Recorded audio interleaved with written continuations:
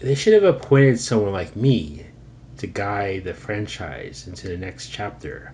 I have seen the movies often, read the comic books, and read the novels.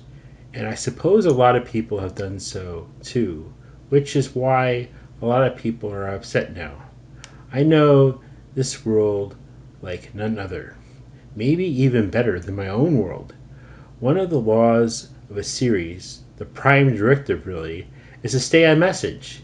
You can't be changing the Ten Commandments from film to film. No other series or films knows this better than the Highlander series. You can't have a bunch of immortals fighting for some prize, then only one is left and not know what that means. They explained it a bit that the prize is something extra special. Only when you follow this film up in the sequel, you have changed all the rules around, and you just can't do that. You can't take mortals from another planet and take a character that you killed off in the last movie and bring him back to life. When I first watched this, I didn't think this was any good. I thought that the way they were going about it, they have ruined everything. Worlds aren't dreams.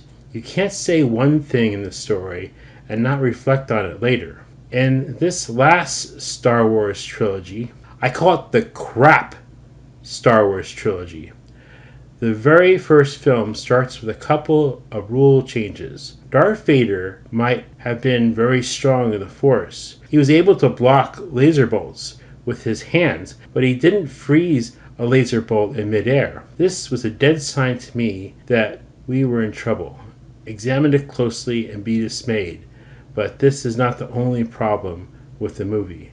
To stay on point, let's move on to the next overpowered Force skill. Fake Vader grabs some hotshot pilot that he thinks has information he needs.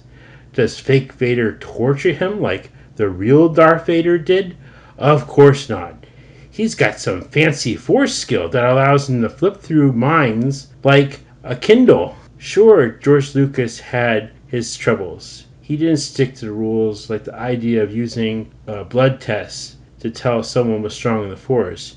Yet he didn't go crazy with mind reading and freezing bolts in midair.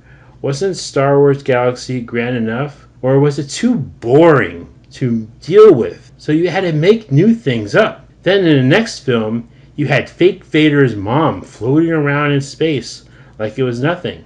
First she is blown into the ship with enemy fire, and then she flies back onto the ship. Now, this would be fine if we've seen her draw on the power of the Force, and we've also seen another Force user survive after they were blown out into outer space. It is like these selfish filmmakers don't care what the fans have to say and will commit any transgression that they feel is necessary. Let me explain it right away that I don't mind if there are film characters or there are female film characters because I believe that there should be more and better female protagonists. But what they have done to the protagonists in this story, this crap trilogy, is a sin that can't be repented for.